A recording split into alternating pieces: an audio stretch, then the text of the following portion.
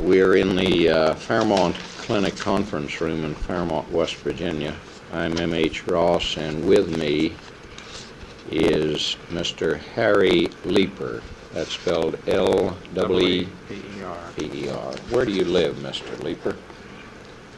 I live about half a mile beyond the Monongah town limits toward Worthington on Route 19. Mm-hmm. The address is Fairmont Route 1. Mm-hmm. The Monongah mailman simply delivers mail in Monongah, and we get our mail from the mailman coming out of Fairmont and going around through the country in a huge circle.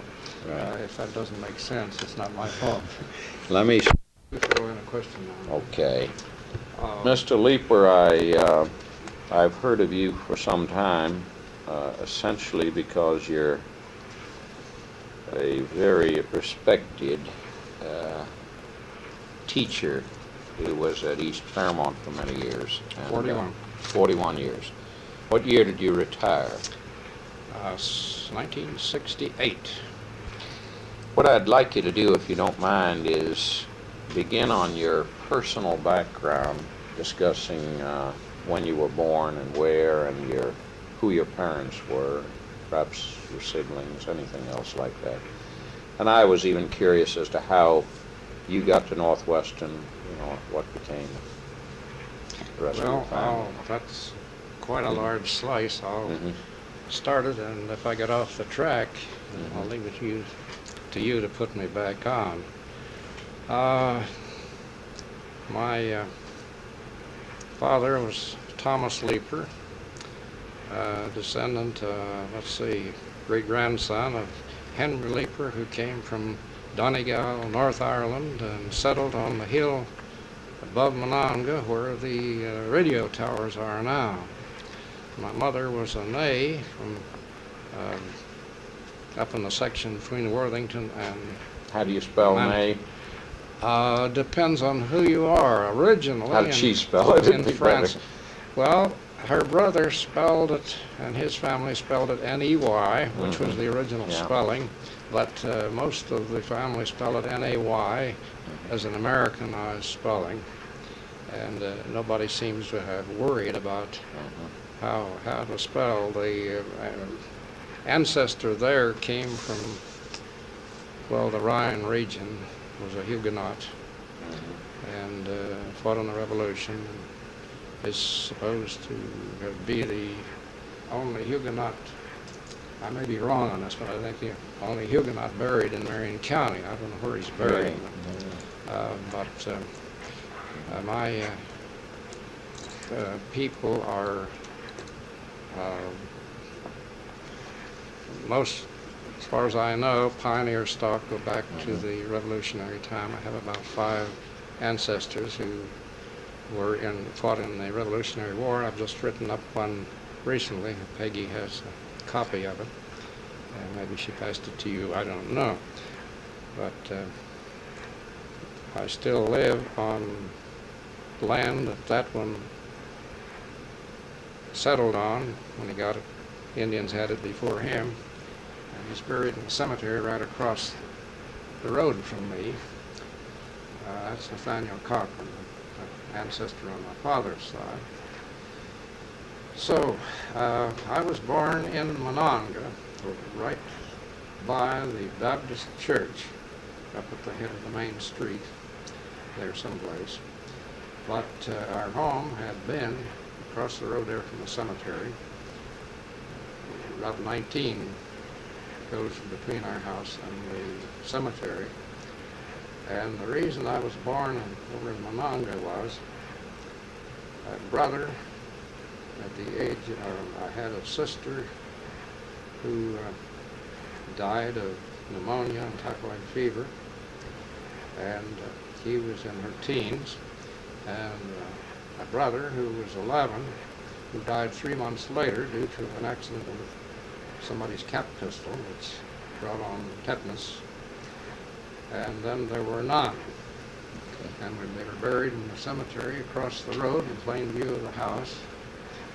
And my father decided it was a good idea to get away from there And so he rented the house and moved to a house right over in Monongah, up to the Baptist church. And I was born there, and then in a year or so we came back, and I still live in that same house. What was the date of your birth?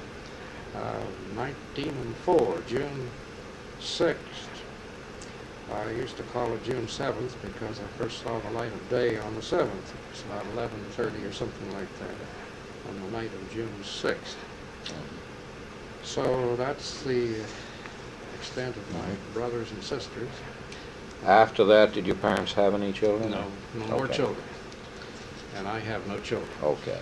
Then I guess the only other element of basic curiosity I have before we get to asking about your father's career and the Monongah disaster and things of that order that you might shed light on, ethnic groups, a lot of things that you have some knowledge of, would be what it was that took you to Northwestern University. Well, I came to, when I graduated from Monongah High School, which no longer exists, and I went to Fairmont College for 2 years, and there I was in Dr. Opp's classes and was in plays directed by him. And then I moved on to the university and got my degree down there in history. In college, I couldn't stay away from dramatics. I'd been in dramatics most of my time in high school, and also in the college up here. When I got to the university, I stayed away from it. But when I got back, I was given a job in East Fairmont High School. I didn't hunt for it. They happened to find me. It's a lucky break because I felt at the time that was the best place in town, best school. Did have the best stage in certain respects. So I had the habit of dropping into college on the way home because Dr. Opp had remained the one teacher I remained acquainted with, and a good friend, and I dropped in to see him. And my best friend from Monongah High School, we were in high school together, Ernest Babley, had become his secretary, and Dr. Opp was organizing about the time I was there the Alpha Psi Honorary Society, Dramatics Honorary Society for high schools. We're into what I've been interviewed on now for about half a dozen times, nationally, statewide, and locally, and last time with Mountain Trace Magazine, if you're familiar with that. Yes. They didn't do much with the interview, though, when we got to print it. So one day he showed me a letter, and when I wrote blank, he said, "Why can't we have an organization like this for high school?" So that keyed the thing off. Dr. Opp had already thought of it, so I said, "Sure, it's fine. I'll ask my students," and they said it was fine. So we dived into it, and we came up with the National Thespian Honor Society for high schools. Well, I found I had gotten into directing dramatics, and I had no specific training for dramatics. But first thing I knew, I ended up as editor of the first magazine, which wasn't very... Were you considered then with him one of the founders of the... Yes, we were considered, the four of us. The four the of man you. who wrote the letter, and Ernest But two of Babley. you were right here in West Virginia. Three of us. Three of you were. Ernest Babley then, but when we got it finally settled, became the National Secretary Treasurer. Well, Opp was already that of two. What was its name? Was it the same one it bears today, or did it start with a different name? You The mean the National Thespian? Society, yeah. It was the National Thespian Society. That's a long story as to why all these were settled on. Yeah, well, I didn't want to make this the subject, but I wanted to get clear that you were Yes. one of the I was one of the four four, that were recognized. and we put Ernest in as National Secretary Treasurer. Opp had a load already. You became the editor. And of I the was first editor journal. for a while. I got out of that by getting in the hospital with appendicitis, and Babley had to take over the editing, and he just kept on doing it because he quit teaching after a few years when there was enough income Yeah. that it took a man full-time to Yeah. run it. Where was it headquartered? And he moved, well, he was teaching at Weirton High School for 2 or 3 years, and then he got a centrally located city, not geographically, but by population, Cincinnati, and it still Okay. is. And it's now the International Society because there's about a dozen countries that have troops Okay. that have had 1 million members. So I went up to Northwestern to really get some academic credit on dramatics. That's the answer. You see what a long Right. question you got into. Yeah, I there by now asking. understand how you got to the Northwest. So to answer it, I had to go clear Right. around the barn. You were born in June of 1904. Do you have any personal recollection of the Monongah mine disaster in December of 1907? Yes, I do. Were you living in Monongah? We had moved about 1.5 years or so. Back before that, things were very dim because on that day, I believe I'm right on that, 7th, I was approximately 3.5 years old. Yeah. It's kind of early to have sharp recollections. So, What do you think it But counts it for? just, well, I remember it very clearly. Okay. About a great many things, I can only remember what people said, Yes. but if you're interested in... I would. I'd like to know where you were when All right. something occurred that caught your attention. I was in the kitchen. It's a room about like this, not this long, but 15 or so feet. this much long perhaps. Back of me is the stove, and here is the window, and over there is the door. It wasn't this long. And my mother had gone out in the yard. I can't tell you exactly what time of day it was. She was out in the backyard. And I remember there was a terrific noise. And I was by this window. And the window shook. The panes rattled. And I was sure that window was going to break.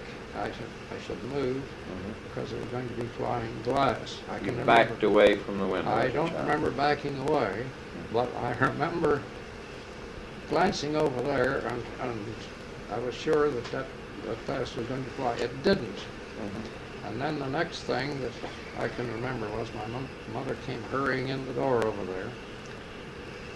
And I know she was out in the yard because I can remember, and of course I heard it repeated.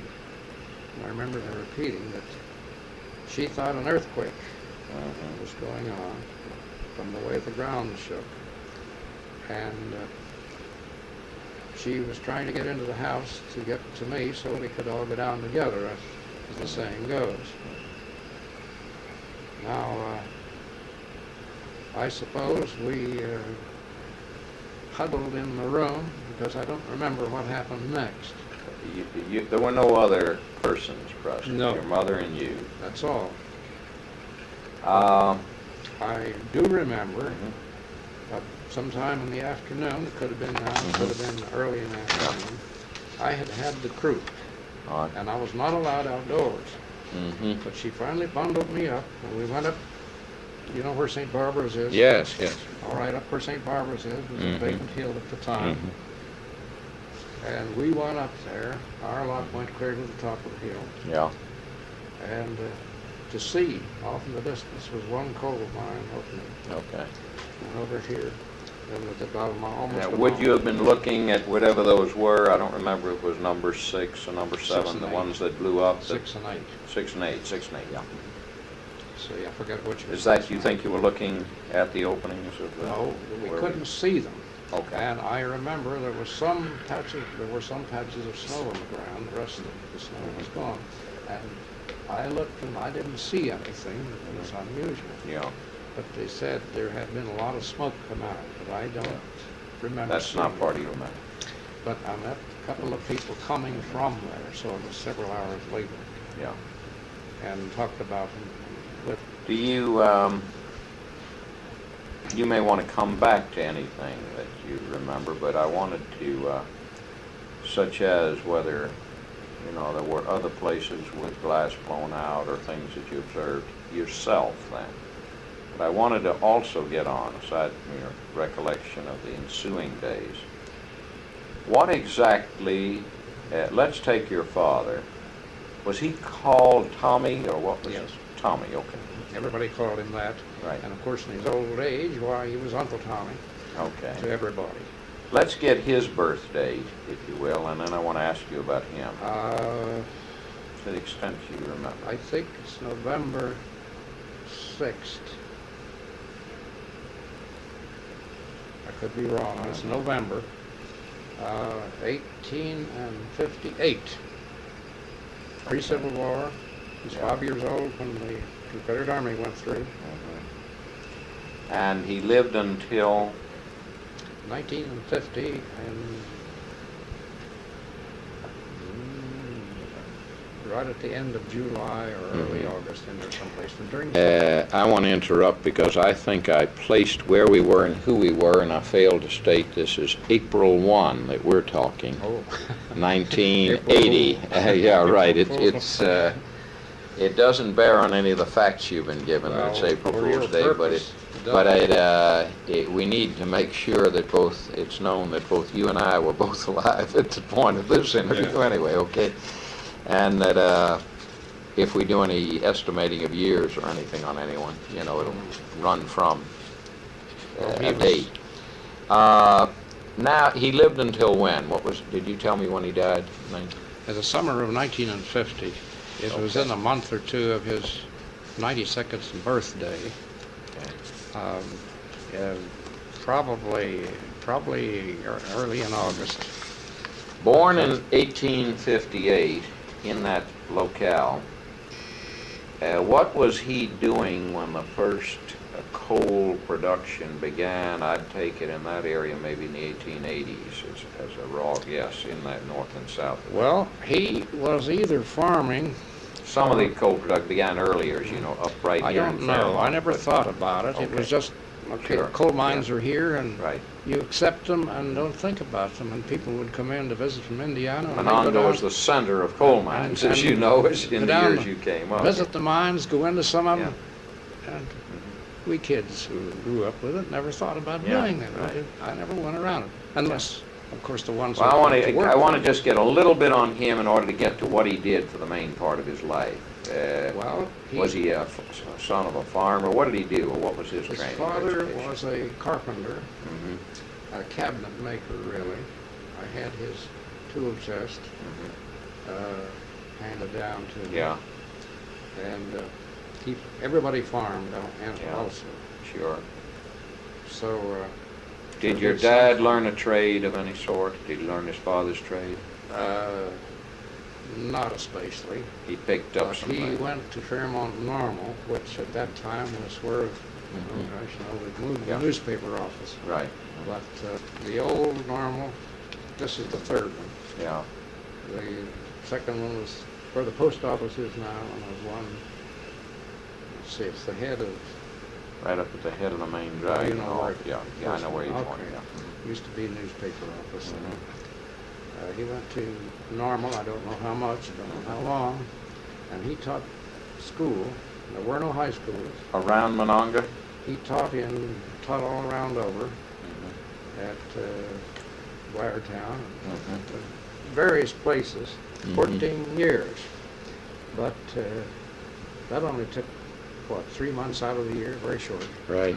Even when I was starting grade school, the school would be out in April by now, probably.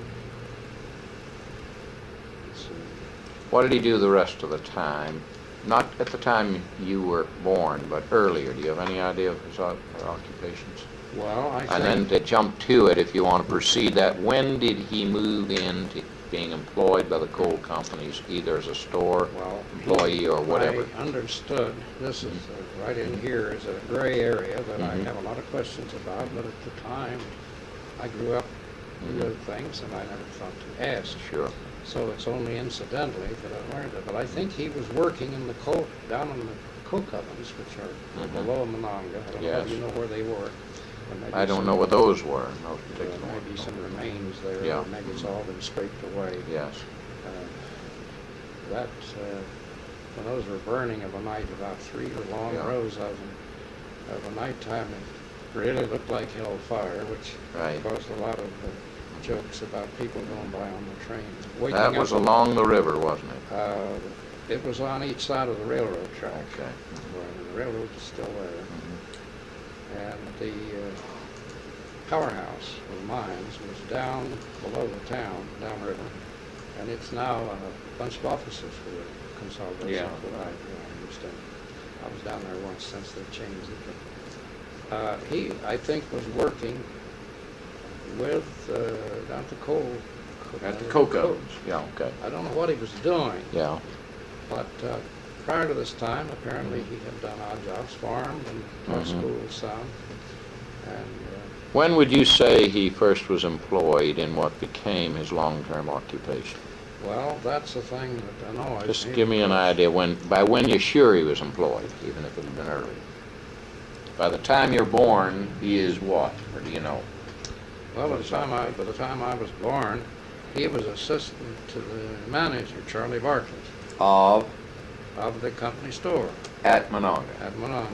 But you can't have any recollection as to whether you'd worked there 5 years, 10 years. He had some longevity to get to that. I'd say he was in there 18 and 90 or 18 and 80, and it could Okay. even been that far back. Mhm. But somewhere or other he got into the store, and when he became his early days there, I never thought about. Then I do now. I wonder Sure. what happens, just what you're Well, yeah, the whole historical sense you don't have at that time in your life.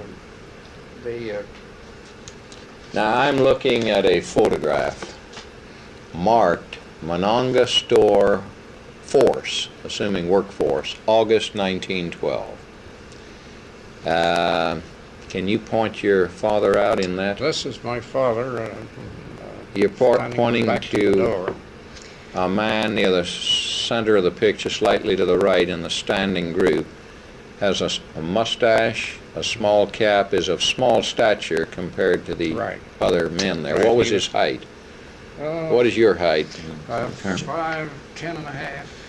Your, okay. And he would be, the Leepers He was were maybe 5'6" or something? something like Okay. that. Leepers were short people.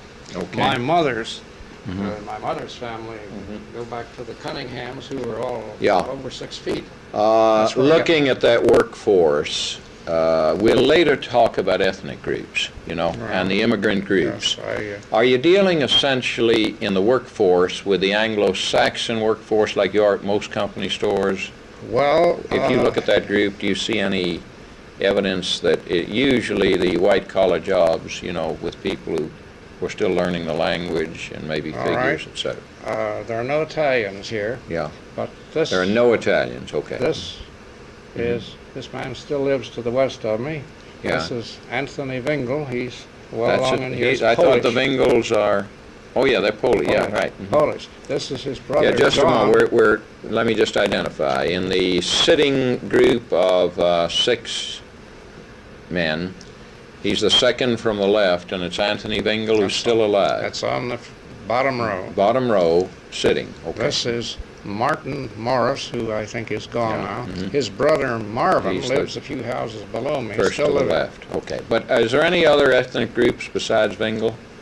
Who you think well, is this Polish? is his brother John, but there's no Above other- him standing, ethnic- and very tall, narrow, slender Yes, boy. very tall. He is over 6 feet, as you can see. Yeah. There's And, a clear resemblance between that this, tall by the boy with way, the bow this- tie. This lady beside the tall man there is Pearl Morris, Mhm. who is a sister to Martin Morris down Okay. here. Yeah. And Marvin, another brother, worked at some time, but he's not there now. Okay. Who is the manager at that point at the store? He's not in the picture. He 1912. never got in any of the pictures. Charlie Bartlett. Never was the got in any manager. pictures. Your No. dad is the assistant. He's the highest person in Well, authority at that point in that group. In the group, yes. In that group. Okay. He the boss's desk was up against the wall, clear in the back, and then Okay. on this side of it was. Let me just, I don't mean to pull Yeah, this. I want to get another photograph identified. This is a larger photograph, which you identify as being the inside of the company store at This is the Monongah. inside, This, facing the rear. the outside is the workforce of the Consol Monongah store, as we Right. identified it. This is the inside, and you roughly told me before we went on tape that if you had to guess, it's about 1912, something I in would that say it era, was from the some- looks of everything. It could be 1910. Okay, yeah. Uh, And we're able to see the counters to the left without apparent glass. I can't Right, tell whether that's these are right. glass to the right. Now down right here was glass. There was a candy counter Right. there on the right. And we're Right. comparing this photo of that era, which has in red ink at the bottom some almost indecipherable list of names of Yes. people in the photo. There's a number over each head. Yeah, but I can't and there's read it. one more thing. Yeah, they're numbered and identified at the bottom with those numbers, but it's very difficult to read. It's red ink on black and very old. You also identified your father in this inside old photo, there. which he is the man standing near the center, not behind the counters, to the right of a group of, are those three men, would you say? Or a woman and two men? And he's the man with the mustache on the I right. believe that's a woman. Okay. It looks like that kind of a tie. So that he is back against the right-hand counter, not behind it. There's a little And telephone booth there. Believe it or not, they're not where, new at right all. there? That's a telephone booth. A little thing about this big square. This is a standing telephone booth? Yes. That whole thing? You Is open it? the door and you walk in just like You now. remember it? Yes, I do. Clearly, because Yes, you I were do. 8 years old or so, if this was, or 6 years old if this was 1910. Well, let's see. When do you first remember that phone booth? We might have something here that we can place it by. Well, Did you go to the store often? It was where your dad worked I and went on. managed? I was over there on Sundays. Mhm. My dad worked on Sunday too. He would go in and inspect the store to see it had. He had a key. Yeah. I still have the key. He You have the carried key- that you key still have the key? someplace around to home. his- I still have that key. How he got in the store and The into front door. his, to the front door? And they never took it away from Is me. it an old-looking key or It's very worn. It's very worn. I never thought not about brass the key. or anything? Just Well, not it's notable for just any enough. quality. But this, Mm-hmm. there were 3 telephones. There was not a unified telephone system. Now, maybe this will be a way you can find out the date. Yes. This was the bell, and it was just extra spatial. Mhm. Now, this is a wooden Booth, yeah. Booth. We're speaking to the right-hand There's no counter plastic. that's visible here. There's a regular door on there, Yeah. wooden door. Right. And you went There was inside. only one booth at that point, That's right. but there were a couple of more phones for the All use right. of the store. Back at the boss's desk, which was turned around so that he could look over the top of his desk in this direction. Yeah. My dad's was up against the wall here. He had a telephone at his desk, but it was a different telephone. Yeah. Now, one of them was the Consolidated, Mhm. and I think that's the one he had. I think it must have been a company line. Sure. Yeah. And then back in here, there was a toilet in the back there and another desk back there. On the right, okay. The boss Behind- was sort of to the left and above, is that where you're pointing to? No, not above. It's on the same, on the floor level. Yeah. This is stairway going upstairs. It branches and goes that way. What's behind these brocades, or what are these things upstairs? Well, Is that a that's- shopping area, or is that a No, storage that's just the ceiling. area? Okay. That's just Just a decorative most of the time, bunch of panels. huh? Most of the time, there was no nothing like that hanging up there. It took Yeah. took a lot of trouble to hang them up. There is a great big fan here. Yeah, they've come back, haven't they, those Well, four-blade fans? huh? I barely remember them. But the back here was another telephone. What is this called- object just below the fan? That said on it something about company store. All I right. can't. No, that's no longer. It does. It definitely does, and it's, the lighting is such, it is next to impossible to read it. Yes. I'd like to also identify the fact that this inside photograph of the Monongah Company store, and you stay with me to say if this is so, bears a sharp resemblance to a photo, the bottom photo of 2 that appeared in the Times West Virginian on Monday, December 31, 1979, also identified as the old company store at Monongah, shown in the 1930s. In other words, it's rather clear that the same shot could be the same place from the looks of everything. When you say the staircase parting in the middle, both left and right, the Eventually took that out before the glass store counters, you know, that we don't see here, but which were forward of them, I assume. Well, Or there were changes in the. now here's a intervening thing you years. never see, and that's really old. Yeah. Those are seats. That's a Yeah. seat, a round seat. Yes, a And it's round on wooden a- seat. Yeah, sort on of a rack. A pivot, yeah. And It can pivot. Could Mhm. swing Swing around it. like It's a that. swinging That's seat. one on There's a down. metal mount into the right-hand counter, right? A rather decorated, ornate Yes. metal mount carrying a piano stool type around wooden seat, which allows the customer, I guess, to spin around Yes. and pull it out and sit Well, there. I think I can guess a reason for that. This notice in this rack there are ribbons, Yeah, ribbons, right. and A down whole here, of glass course, case is of wrapping ribbons. paper. Right, But there's cloth on these shelves. On this Yeah. side, there's canned goods to the left, or on, canned goods. on all these shelves Yeah. over here.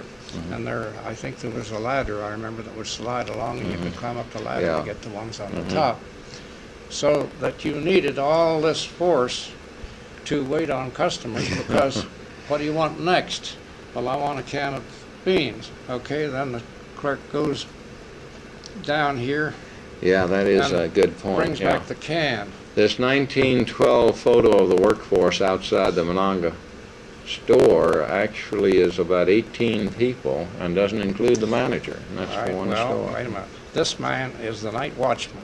I didn't know him, but I knew most of these others. Now this is The man on the right in the first row sitting down wearing a vest and a hat is a night watchman.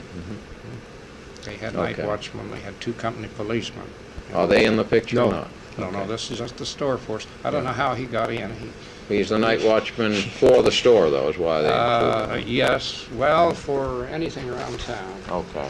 He had a route. He had to go around. I see your point, Put yeah. the key in the little box Mhm. at certain times. Yeah, your store in 1912, Mr. Leeper, you've just felt you can identify another ethnic worker, and it's in the standing group behind, the second row.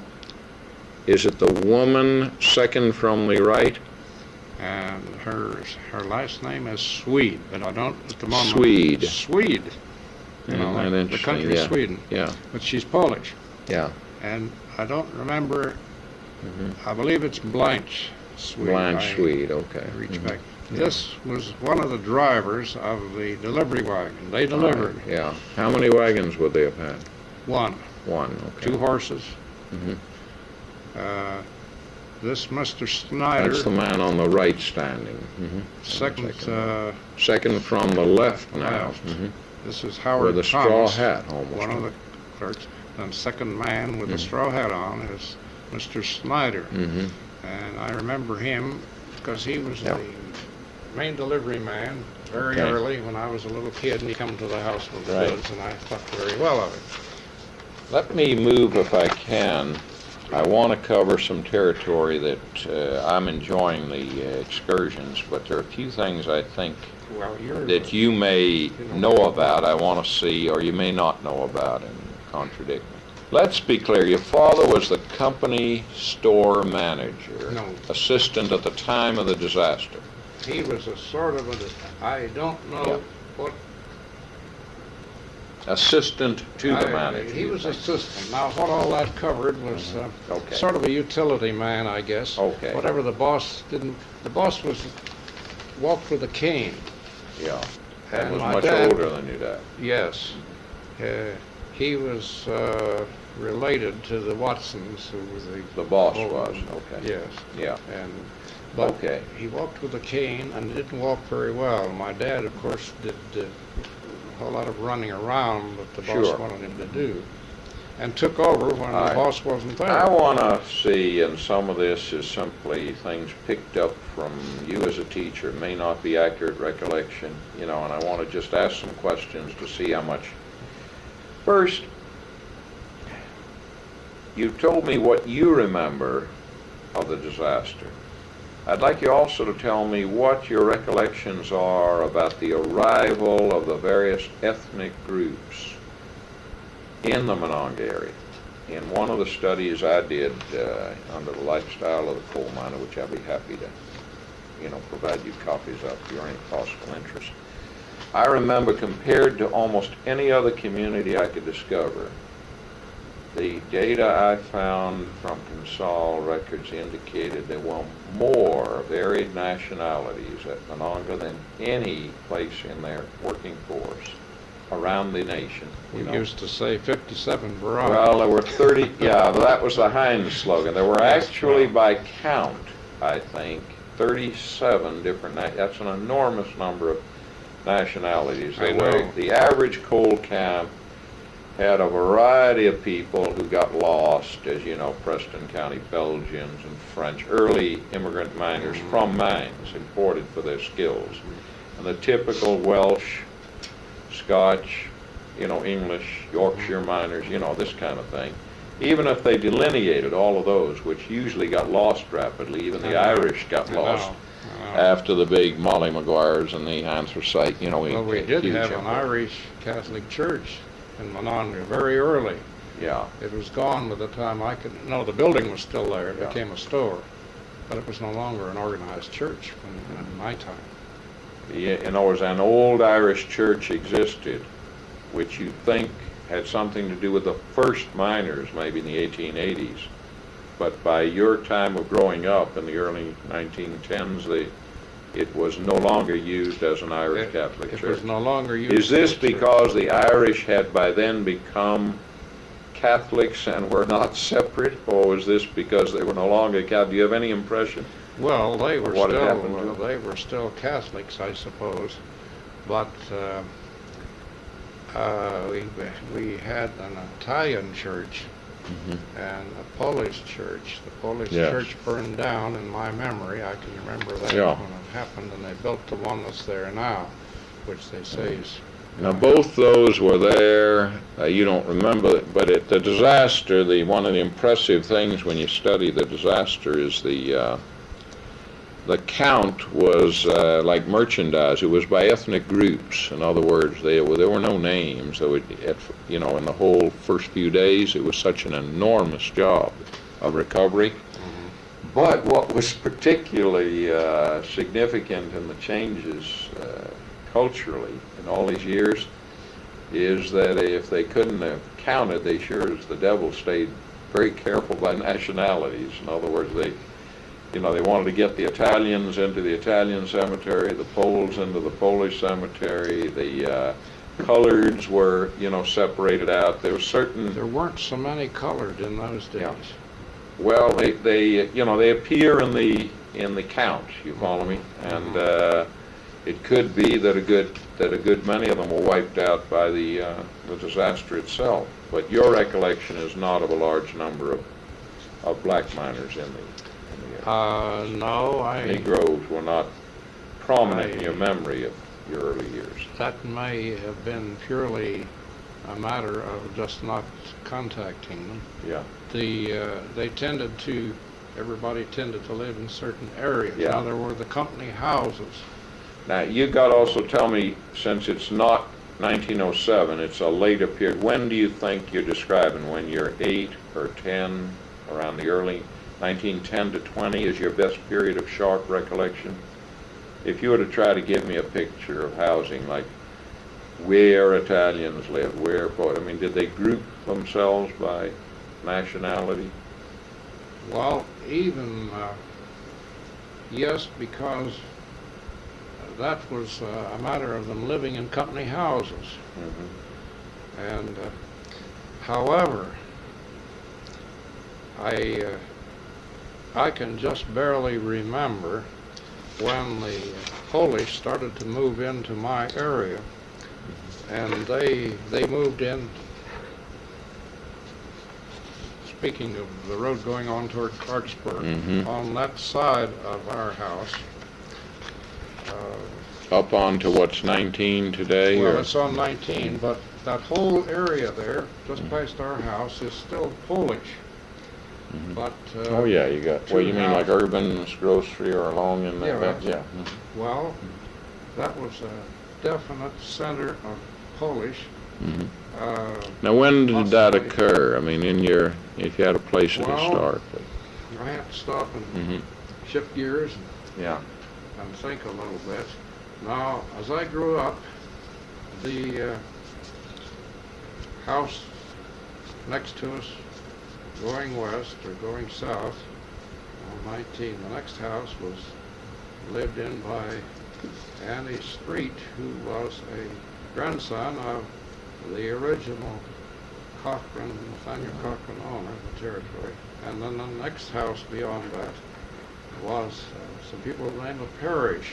I can just, Mhm. I must, by the time I was 6 or 7 or something like that, they moved out. Right in there someplace, the Polish started to move in. I never didn't think. You don't know what age you would have And been. these Bingles, Yeah. who are mentioned here, Yeah. lived, took the Parish house, it's right on the curve. By what year, if you had to place any of these first moves? Oh, I'd say 1910, or, it's a guess. You're only 6, 8, Because 10 years I, old when they, yes. something like But when I started going to school, I had all these nationalities in Okay. my class with me, Polish and so Yeah. forth. Some of my best friends were Polish, that. Yeah. but the Italians didn't live in that area. They went to another grade school. They were, no, they were down in the company houses. The Polish were buying houses I see. and settling down. Were the Polish then, as far as you know, but you might not have been old enough to answer this, were they earlier immigrants by a few years than the Italians at that I point? couldn't answer Okay. that. I don't know. What other nationality, what other impressions of languages, or as a child in school, identifications by the music of the language or what the Well, teacher said? Yes, well, this will take a minute, Mhm. but it'll tell you something. In certain classes, I can remember that the teacher would have storytelling time, and somebody would get up and tell a fairy story, and we had them in several languages. Somebody would get up and tell it in Italian, and somebody else would get up and tell it in some other language. I heard of languages, these kids, we were all asked at one time, what's your nationality? What And, would you answer? American, or what, I how would don't, people answer?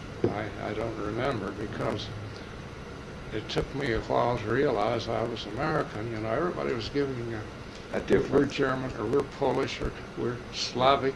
Yeah. Some that I still don't know what country they were from, the names they would give. And somebody else was Irish, and left 2 or 3 of us.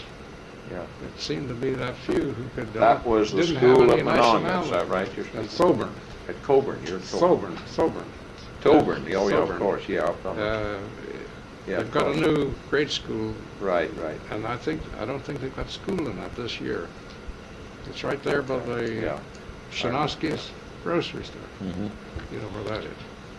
All right. There's a gradual influx of. Now, what would happen? I mean, a child would talk for a few minutes in Italian or in a Slavic language. Would anyone translate? Was anyone capable of translating? Or Well, would there be sometimes. just an absence of, until the next person spoke? Certain kids had this wealth of stories from their parents, and it was fun just to listen to them tell. I don't suppose these were very long, Yeah. but they'd tell it first in Italian or Slavic or whatever the heck it was. I can remember Italian. Yeah. And then Well, they- you didn't understand Italian. Oh, no. So then how would you learn whether it was fun or what? Well, I'm getting to that. Okay. Then they would usually tell it in English, and sometimes their English wasn't very good. Okay. Because back home, Yeah. all these kids spoke Their foreign native of language, their yeah. parents, of their parents. The catch is, eventually they got around to where by now, you guys could be descendants, and they can't speak Italian or Polish Sure, or whatever at right. all. And I say, what you're missing. Yeah, right. That was an enlightening experience for you in terms of the thing. Do you remember any strange nationalities in your youth? I mean, Italian, Polish are pretty standard. I would say We the spoke of many ones that nationalities. impressed me as being strange were Turks. There were Turks in They Monongah. were Turks, but now they didn't live near enough to me.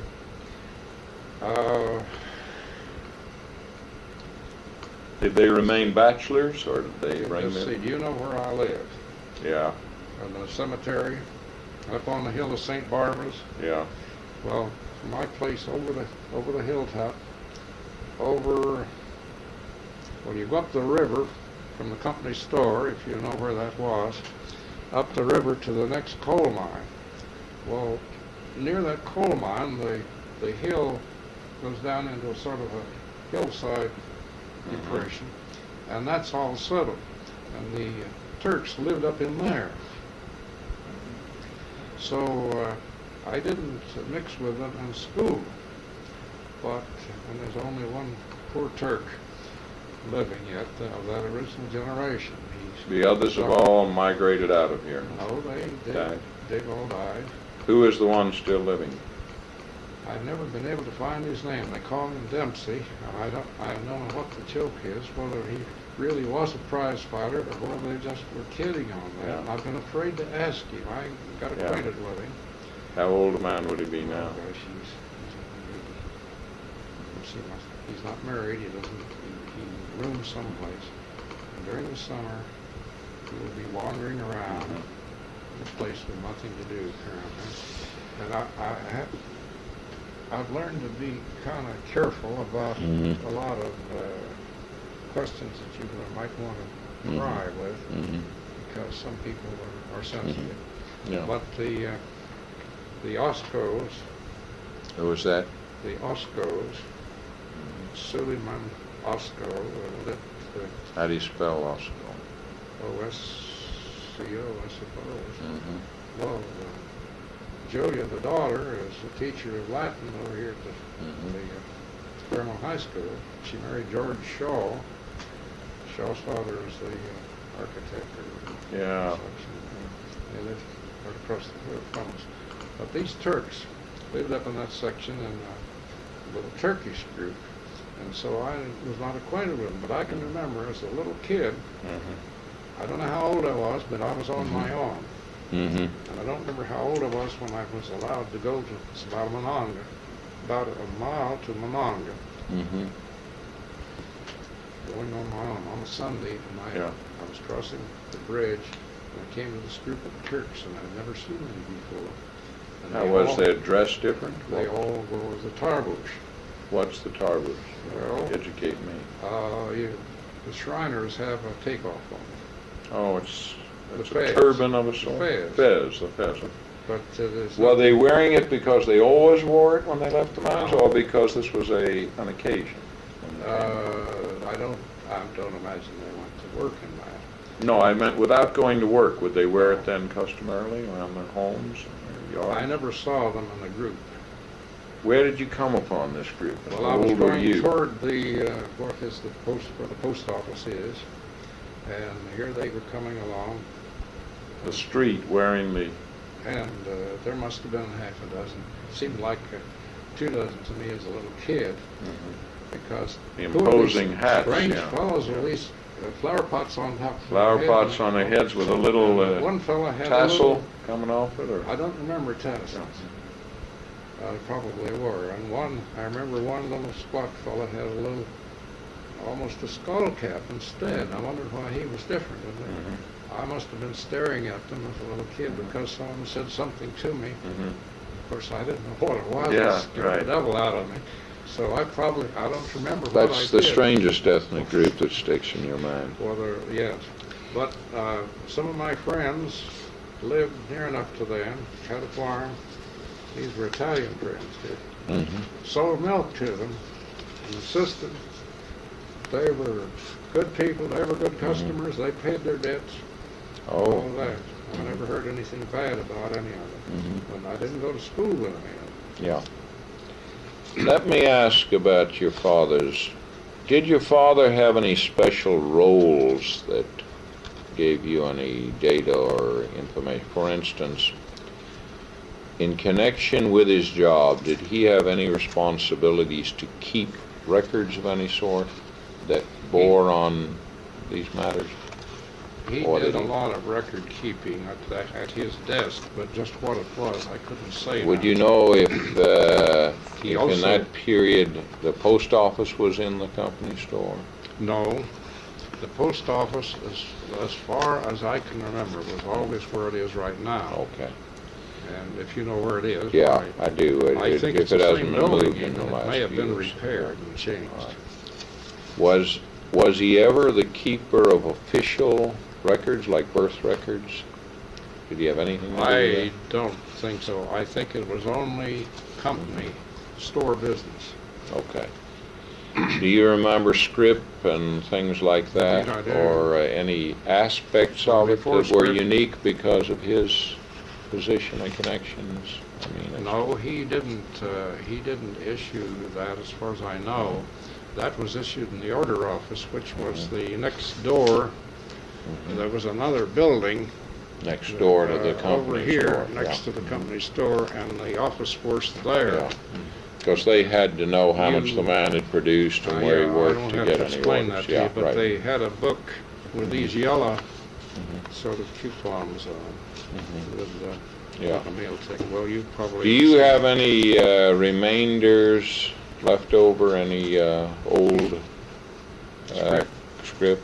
Any paper script or any metal I don't script? have any paper script. I might have Metal a few script pieces of of the metal consol. script. That came later. Yeah, but there was paper script at first, and late for many years then there was metal script. Yes. Was it script with punched holes, the metal script? Well, some of it at least had two holes in, like C's. Yeah. Yeah. CC, yeah, I think so. Consolidation code. Um, But other- let's talk about the disaster now, of what's not your personal recollection. It's hearsay, but after all, you've heard from your father or so. There are two things that I've heard, and I want to corroborate whether you know them. Many scholars of large disasters who explore them discover that the exact statistics put down historically aren't necessarily. There's reason to question their accuracy in the way they were put together. The Monongah disaster of 1907 was the worst recorded bituminous coal mine disaster of any size of the largest size in the U.S. history. At least at that time, there might have been some. No, since. there's been nothing of that size, and yet it's something like 362, or I forget the exact figure.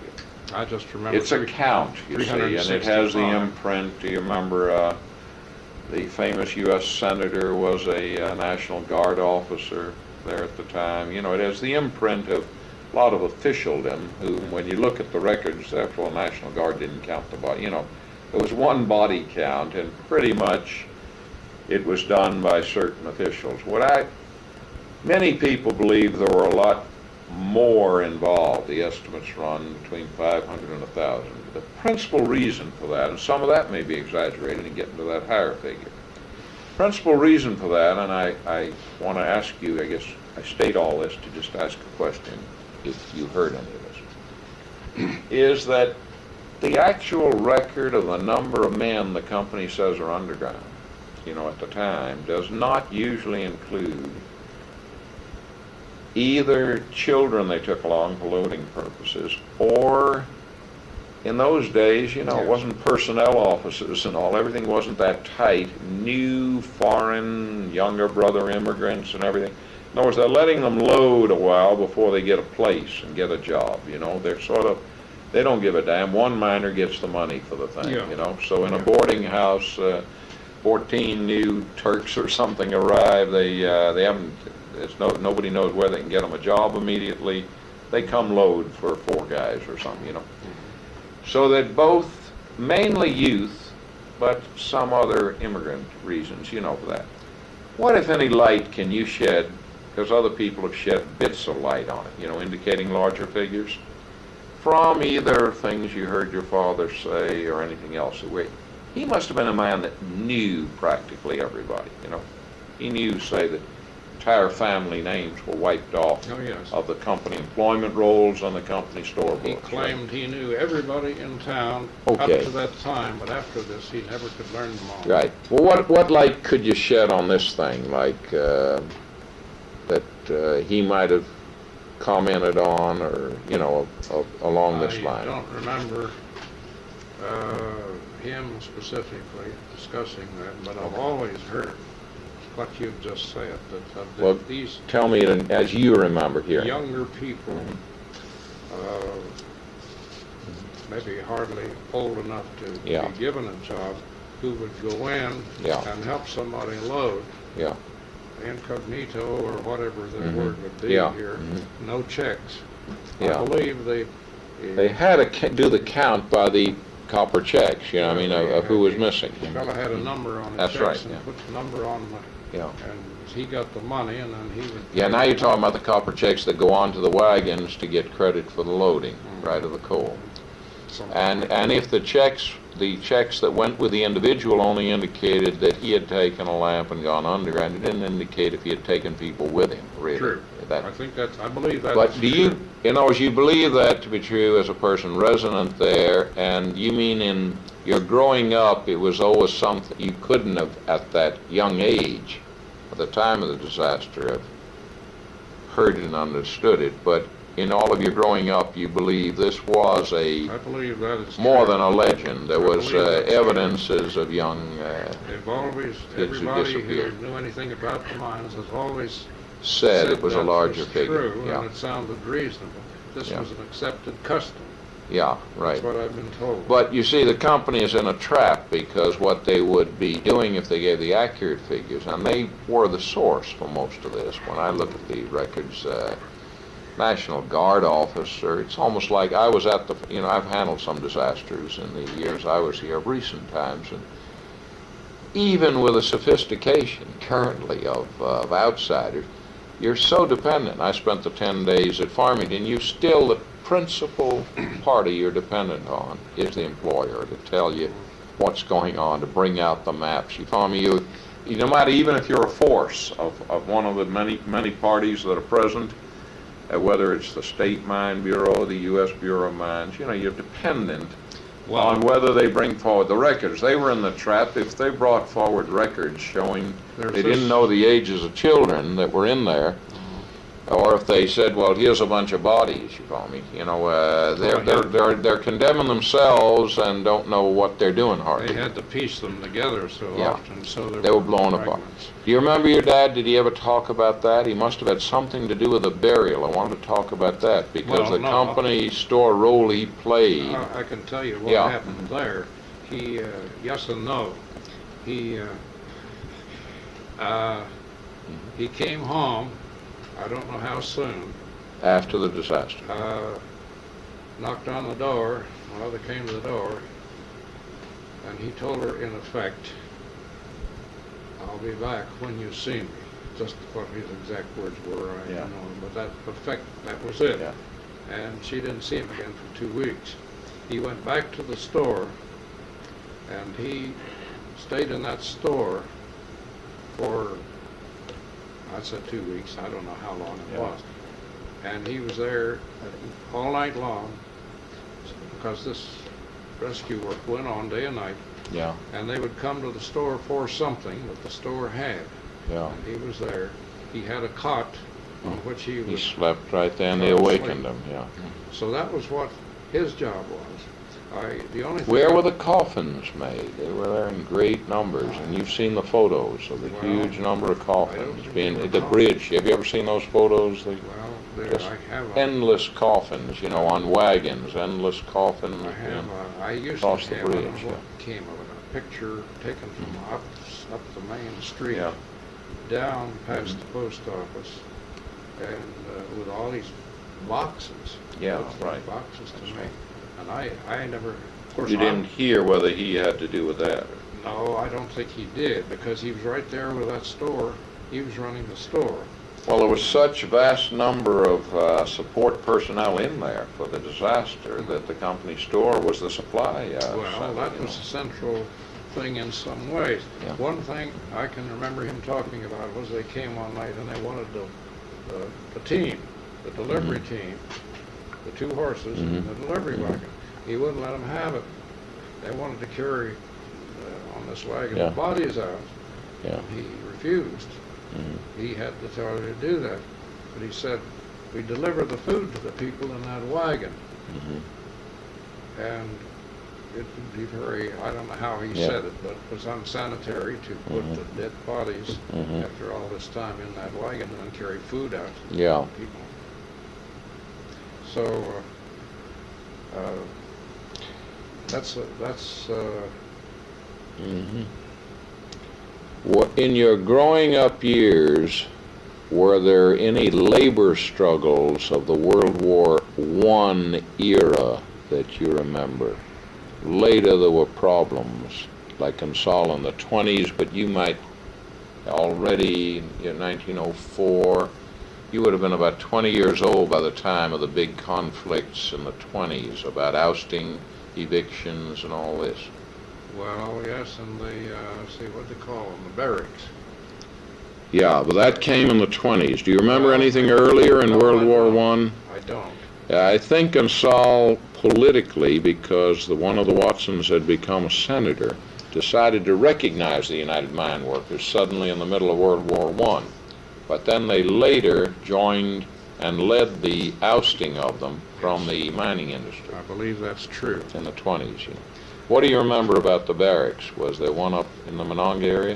There was one just over the hill, what they call Swisher Hill, yeah. On the other side of Swisher I have Hill. photos There's a church right in there now. Yeah, right. But those barracks stayed there a long time. I think other families were living in them later after the... I think long after the labor struggles, they just were, they'd been well built with good lumber, Well, and could have people been. lived in them as I partners. remember, I can date one strike there.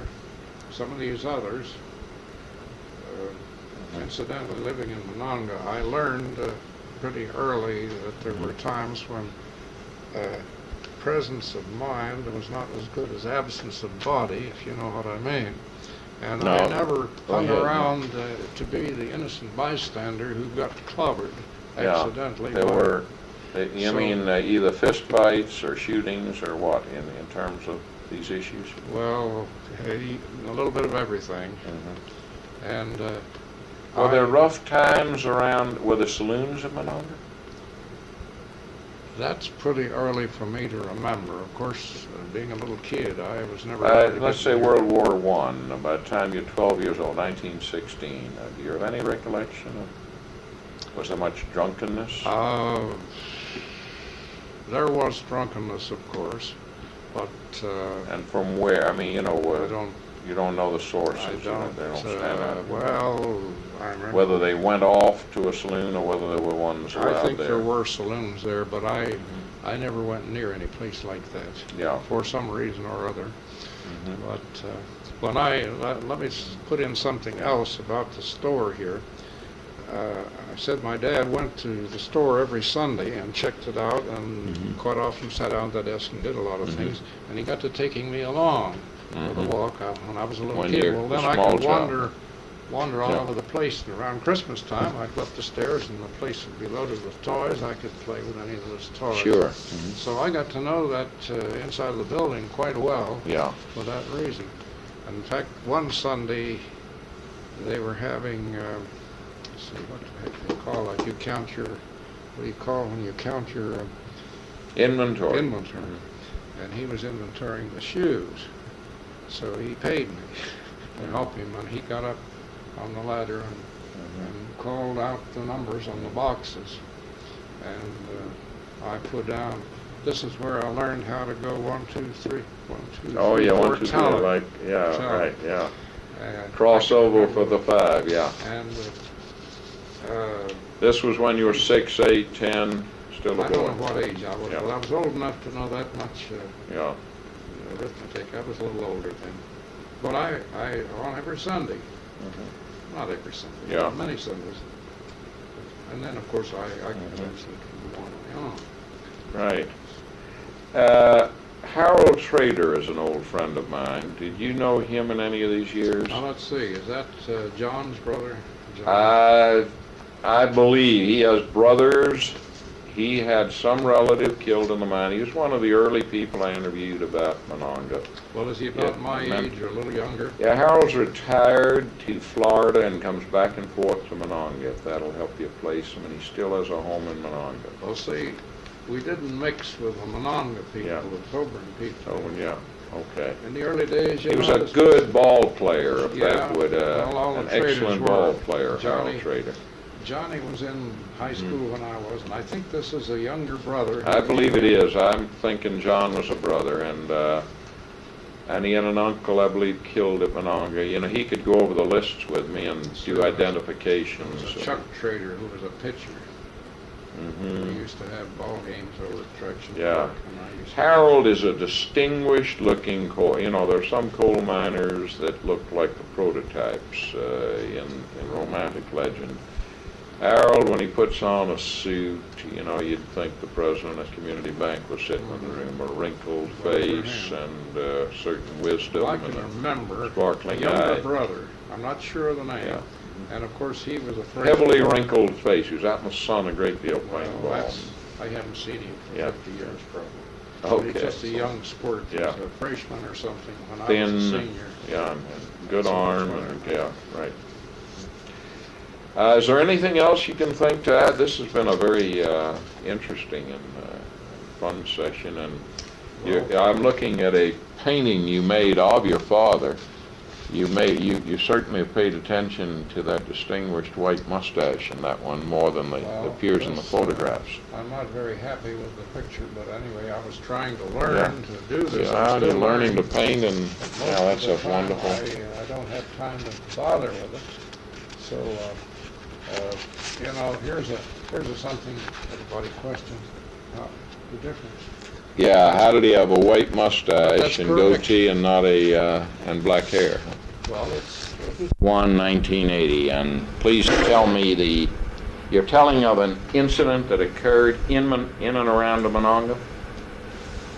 yes. About when? Incidentally, I thought we were off the record.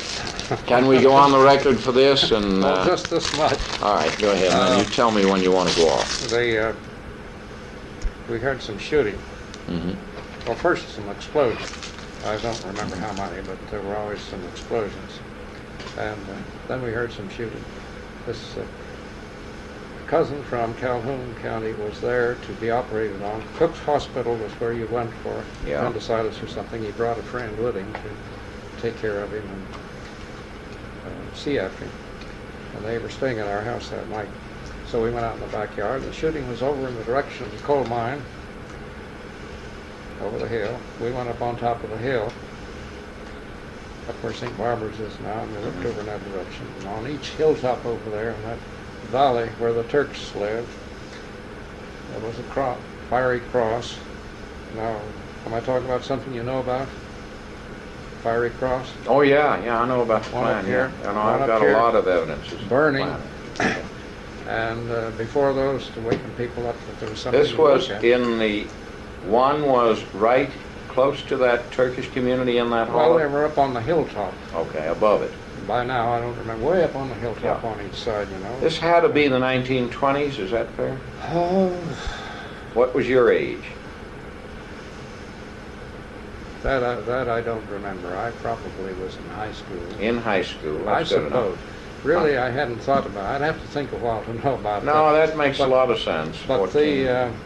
the thing was, there was, Where was the other one? One was on the hill above the Turks? well, over on this side of Yeah. hill, Yeah. the coal mine's down below Yeah. there someplace. And there's a whole valley there. I've never been up in that valley. I don't know anything Yeah, about it. right. But Reverend Bowyer is here for a few minutes if you need to say anything. Yeah, I would like to see him. Thank you very much. did she say Bonner? No, Reverend Richard Boyd. Reverend Bowyer. Well, this won't Go ahead. this won't be long. But we stood up there and we listened to that shooting, bang, bang, bang, bang, bang, bang, bang, bang. Was We it said, real banging or firecrackers? What was going Oh on? God, this was revolvers, rifles, shotguns, whatever. We said, my God, is this World War broken out again or what? Mhm. And by this time, see, there'd been so much feeling that practically everybody in town seemed to be armed. Now that, of course, is just a broad statement. Yeah, what was the feeling about? Was it about foreigners? Was it about blacks? Was it about Turks? What do you know? What were the feelings that described? You mean, what was the Klan? No, I know what, and I've got a lot of times in which I've encountered, that kind of thing. What was this particular evidence of it at Monongah? What was the Klan's, why was it around, for instance, the Turkish? You're saying that's about where the Turks lived? I couldn't tell you that. All I know is what I saw. I cannot speak for the Klan, but they had a number of times these crosses would be set up on a hilltop where everybody could see it. Yeah. One night I know that happened, and then in about half an hour, must have been shortly after 1920. The other organization came up on a hill over on the other side. What was the other organization? The Flaming Circle. Flaming Circle. All I know is I saw the Flaming Circle up there. Yeah, now how would they construct it? On a post or on a straight post? I never was near one. I have no idea. But did you see it burning? A mile away, yeah. Here's a big circle of flame. Yeah. That's all I know about it. Now, as I said, I learned very early that the absence of body is better than presence of mind. Mm-hmm. And you stay on your own side of the street, you don't ask too many fool questions, or you don't get into any arguments. Right. Mm-hmm. And it's that simple. So a lot of this I don't know beyond what I saw. Mm-hmm. But there must have been 5,000 shots fired over there. And one of my friends who lived in this valley next and sold milk over there and claimed the Turks were all good people. I could tell you some things about what happened sometimes when he'd go in and they'd be doing their reading from the Koran, their religious service, and what they said about the Christian religion and so forth. But he said that there were colored people lived over there too, and these colored people were scared to death. He said those Turks weren't. He said they were right out there shooting up at the crosses. Oh yeah. So why nobody got killed is beyond understanding, because I'm sure those folks wouldn't have been shooting up in the air. They were probably shooting right at the crosses. Anybody foolish enough to put up a cross and then stand up there by it. They usually, they set fire to it as they leave, and they. Well, I wasn't there. I mean, I was at home minding my own business. Yeah. Which I usually did. The other one about the lady who gathered the coal. No, I don't know that. Tell me. That's a very famous that's not a Ruth Ann music story, is it? No, but Tell me. The family managed to keep that out of the papers for a long time. Are we on the record? Yeah, is this is it that secretive, or what do you think? Well, yes and no. What is it, a sort of legend, or? No. This old lady, she was Italian, she was red-haired. It's going to take 5 more minutes. All right, let Reverend Boyer wait. All right, then that's going to be it. Let's see. I have to condense this. The father, I guess these must have been northern Italians. I don't know, because blondness. Blonde and red hair, yeah. And blue-eyed. But the father was killed, and the mother. There were, I'll count up the kids, there must have been half a dozen of them. I'll count those up in a minute. I'll just how many I can name them. I was in school with them. But my father, she told my father, this is where we get into it. She had no coal. The house was cold, the kids would freeze. November. She put in order, no coal. And he went and checked, took the trouble to check, and there was an order in for her 2 tons of coal on the books, but it had not been delivered. So all those women, of course, were screaming and crying, coming down to the mouth of the mines and standing around. She got a sack full of coal from the coal lying around and carried it home on her back. And she kept on doing that, I think, until her death, or until she wasn't able to anymore. Carrying coal from... Carrying this coal, and people talked for miles around about this coal pile. Several railroad cars full of coal piled up there At her house? at her house. And they weren't about to starve. Now, I was in school with two of her sons. Mm-hmm. I knew two others. Yeah. That's four. And there was an older sister. By the way, she was redheaded. Mm-hmm. One of the sons I was in school, in high school with, is a doctor in Chicago now. Mm-hmm. So they. So he that was a quite- family that was collecting coal, or that woman she was? collected coal, and she didn't speak good English. I saw her a few times on there. Mm-hmm. And some people, kids threw rocks at her and things like that. She was supposed to be crazy Mm-hmm. and made fun of her. But most of the town respected this Mm-hmm. and wouldn't talk. Mm-hmm. So I'm talking. Yeah. Some fella came, hunted me down, and wanted to interview me about that within the last 3-4 months ago. About a woman who collected Wanted to know coal. about this one. He wanted to write it up. Mhm. Well, I told him. Well, the only thing remarkable is that she was saying she needed it, but there was evidence she was... She had ordered. But see, the accusation was then, all right, she's stealing this coal. Mhm. But there was coal that would fall out of cars around the Yeah, around the she coal could mine. follow She the never went in coal the coal track, mine, yeah. but there was coal she could pick up She could on. follow the track. But she carried several loads of coal on her back. Mhm. And she did it every day? She did it every day. For how long? Well, let's see, 1907. She was doing it yet. In 1923, when I graduated in high school, Mm-hmm. I was in the house. She thinks, To pick was up- she selling it off of her pile? Or what? Oh, no. This was for the family, keep them warm. Yeah. So, Did she get a big lot of it there at the house? well, I said several railroad cars full. I mean, not much. It But was just that huge mountain of coal just sat there, I mean, and was well, used she to... had by the- more. She had this urge, this mania to keep doing Yeah. it. But she had more coal than they ever used. When she Yeah. died, the remaining son, who was still there, told the churches to come around and get whatever they wanted. And the company didn't come and claim it. Yeah. The company was nice about it. Yeah. The company never had her arrested, Right. as far as I know, for stealing coal or Yeah. taking coal, Sure. anything of the sort. They understood, okay, this is what it is, and Mhm. it was nice Right. about it. I So, thank you for your well, courtesy and your... I had a nice thoughtfulness. time. And, I